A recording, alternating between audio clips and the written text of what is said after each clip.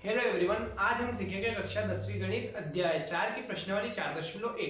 प्रश्न क्रमांक 2 हमें दिया है कि निम्न स्थितियों को द्विघात समीकरणों के रूप में निरूपित कीजिए। प्रश्न इसका पहला वाला दिया है कि एक आयताकार भूखंड का क्षेत्रफल 528 मीटर स्क्वायर है। क्षेत्र की लंबाई चौड़ाई के 2 गुने से एक अधिक है। हमें भूखंड की लंबाई और चौड़ाई ज्ञात करनी है। हमें यहाँ पर क्रमशः दो कंडीशन दी गई है।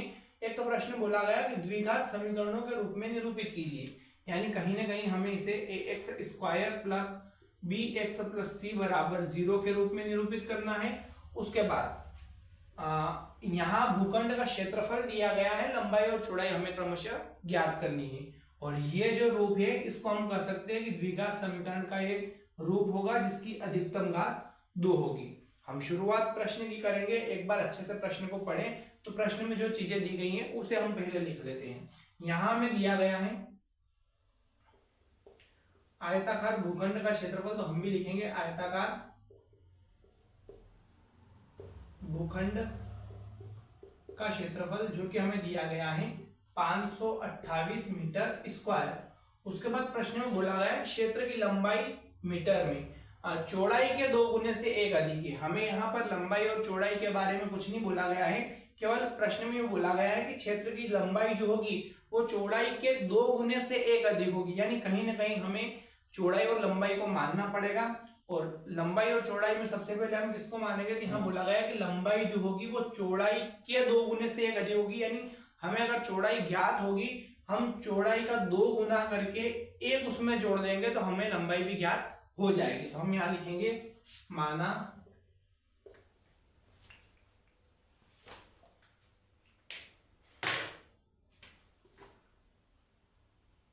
भूखंड की चौड़ाई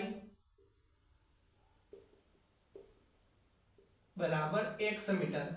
हमने यहां इस चौड़ाई और लंबाई को भी मीटर में मान लिया है क्योंकि प्रश्न में भी मीटर में ही बोला गया है। फिर बोला गया है कि क्षेत्र की लंबाई चौड़ाई के 2 गुने से एक अधिक है, तो हम यहां लिखेंगे भूखंड की लंबाई चौड़ाई के 2 गुने यानी x का 2 गुना यानी 2x से एक अधिक है, यानी हमने इसमें एक जोड़ दिया और ये भी होगा हमारा मीटर में।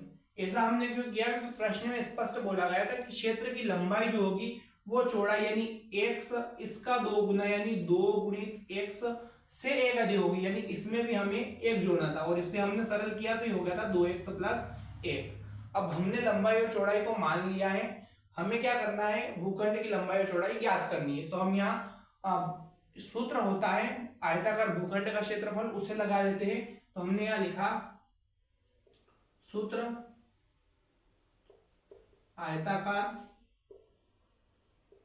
भूखंड का क्षेत्रफल, या हम कह सकते हैं कि आयत का क्षेत्रफल जो कि होता है लंबाई गुणित चौड़ाई।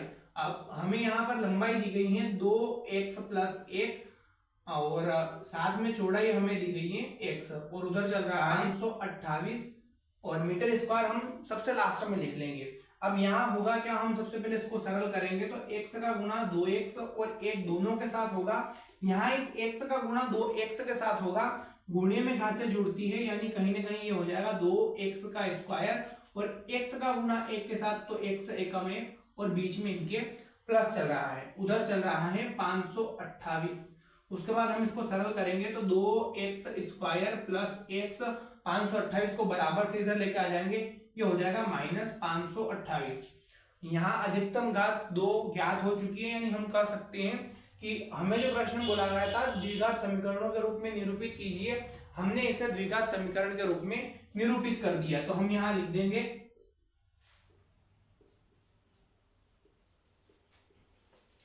यह द्विघात समीकरण है, इसे ax square plus bx plus c बराबर 0 के रूप में व्यक्त किया जा सकता है।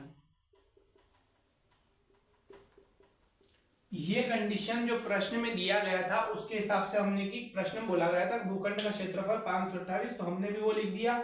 उसके बाद लंबाई और चौड़ाई का क्रमशः बोला गया था कि आप मान लीजिए, तो हमने लंबाई और चौड़ाई को क्रमशः माना और उसके बाद हमें कुछ समझ में नहीं आ रहा था तो हमने आयत के क्षेत्रफल का सूत्र लगा दिया है, जिससे क्या हुआ कि एक द्विघात बहुपद और एक समीकरण हमें प्राप्त हुई 2x² प्लस x माइनस 528। यहां तक की कंडीशन तो प्रश्न क्रमांक 2 के हिसाब से कि द्विघात समीकरण के रूप में निरूपित कीजिए, यहां तक हमने इसको कर दिया है। हमने यहाँ जो कि हम इससे पहले भी प्रश्न करते हुए आ रहे हैं, द्विघात समीकरण के रूप में से प्रदर्शित कर दिया है। अब बोला यूं गया है कि हमें भूखंड की लंबाई और चौड़ाई ज्ञात करनी है। हम 2x² प्लस x माइनस 528 में एक ऐसा लॉजिक लगाए जिससे हमारे भूखंड की लंबाई और चौड़ाई क्रमशः ज्ञात हो जाए। तो हम अभी तक यही सीखते आ रहे हैं कि हम हमेशा क्या करते थे, जब ऐसे पद दिए जाते थे उसमें हमने 2 पार्ट में भी किया, गुणनखंड करते थे और गुणनखंड करने के बाद हम क्रमशः लंबाई और चौड़ाई को यहाँ से ज्ञात कर लेंगे। तो गुणनखंड करने का तरीका हम समझ ले। यहाँ हम सबसे पहले लिखेंगे गुणनखंड करने पर, अब गुणनखंड का नियम होता है कि हमेशा पहली संख्या और आखिरी संख्या का गुणा होता है, यानी 2x² प्लस x माइनस 528 में हमें 528 का गुणा 2 के साथ करना है। तो कहीं ना कहीं हम कह सकते हैं कि 1056 आएगा और इस 1056 के बारे में हमें ऐसा सोचना है कि दो संख्याएं जिसको या तो जोड़े अथवा घटाए तो उनका योग क्रमशः यहाँ बीच वाली संख्या यहाँ कुछ नहीं है, मतलब 1 आए। तो हम इसका एलसीएम ले लेंगे, इसको 2 भागों में विभाजित करेंगे तो यहाँ हमारा 1 आ जाएगा। हम यहाँ लिखेंगे 2x² और यहाँ प्लस चलेगा ही, उसके बाद माइनस 528 भी यहाँ चलेगा। हमें केवल और केवल इस एक x की जगह लिखना है। तो हम यहाँ इस 1056 का एलसीएम करेंगे या अभाज्य गुणनखंड करेंगे तो हो जाएगा 2 पंजे 10, 2 दूनी 4, 2 आठे 16, 2 दूनी 4, 2 छंग 12, 2 चौक 8, फिर 2 से 2 दूनी 4, 2 छंग 12, फिर 2 छंग 12, 2 से 2 तिया 6, 2 तिया 6, फिर 11 से 11 या 3 से कर लेंगे, 3 एकम 3, 3 एकम 3 और 11 एकम 11। हम यहाँ इन दोनों का गुणा करें तो 11 तिया 33 हो रहे हैं। अब हमें इन सब का गुणा करना है, या तो यहाँ 34 आना चाहिए या फिर यहाँ 32 आना चाहिए। तो हम इनका गुणा करेंगे, 2 दूनी 4, 4 दूनी 8, 8 दूनी 16, 16 दूनी 32, यानी कहीं ना कहीं हम 33 और 32 x का प्रयोग करेंगे और बड़ी संख्या को आगे रखेंगे। तो हम कह सकते हैं कि यहाँ 33 में से 32 जाएंगे तब जाके x प्राप्त होगा। यानी हमने गुणनखंड में किया क्या है, पहली और आखिरी इन दोनों का हमने गुणा किया है, उसके बाद हमने बीच वाली संख्या से तुलना की है कि गुणा करें तो 1056 आए और जोड़े अथवा घटाए तो बीच वाली संख्या यानी x आए या एक x आए। तो हमने यहाँ इसे 33x और 32x के रूप में विभाजित किया है। हमेशा हम बड़ी संख्या को आगे रखेंगे। यहाँ 33x और 32x दोनों का गुणा करेंगे तो 1056 फिर हमें प्राप्त हो जाएगा। और यहाँ इन दोनों को अगर 33x में से हमने 32x को घटाया तो कहीं ना कहीं हमें 1x प्राप्त हो जाएगा। तो हम इसको लिखेंगे 33 माइनस 32 और इसके बाहर चल रहा है x माइनस 528। इसे हम सरल कर लेंगे तो ये हो जाएगा 2x² प्लस 33, x का गुणा कोष्टक के अंदर करेंगे हो जाएगा 33x माइनस 32x माइनस 528। अब हमें करना क्या है, यहाँ दो दो के जोड़े बनाना है। इन दोनों में जो एक जैसा दिखे उसे हम कॉमन निकालेंगे, यानी यहाँ से एक जैसा केवल और केवल x दिख रहा है, अंदर बचेगा 2x बीच में है प्लस और यहाँ बचा 33। हम इसी को डबल लिख देंगे तो हो जाएगा 2x प्लस 33। अब हमें करना क्या है, इस दूसरे वाले पद की तुलना इस दूसरे वाले पद से करनी है। यहाँ 2 है जबकि हमें यहाँ 32 चाहिए, यानी कहीं ना कहीं अगर हम 2 के साथ 16 का गुणा करेंगे तो 32 हो जाएगा। तो हमने यहाँ लिखा 16 का 2 गुना यहाँ 32x हो जाएगा और 16 का 33 के साथ गुणा करेंगे 528 आ जाएगा।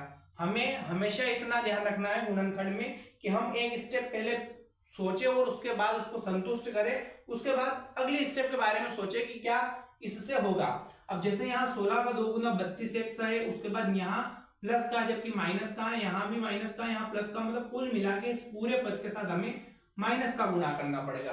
अब यहाँ से हमें 2 पद प्राप्त हो चुके हैं, यानी हम कह सकते हैं कि जो 2 बार आया उसको हमने लिख दिया, एक बार 2x प्लस 33 और पीछे वाला चल रहा था x माइनस 16। इन दोनों में से एक को हमने कॉमन निकाल लिया। अब हम इन दोनों के बराबर 0 रख देंगे तो x का मान यहां से ज्ञात हो जाएगा। तो हम यहां लिखेंगे यदि 2x + 33 बराबर 0 हो तो, और साथ में ही हम यहां लिख देंगे यदि x - 16 बराबर 0 हो तो यहां हो जाएगा 2x बराबर -33 प्लस का 33 बराबर से इधर आके माइनस का 33 हो गया, और x के साथ 2 गुणे में ही इधर आएगा बटे में चला जाएगा, यानी हो जाएगा -33/2।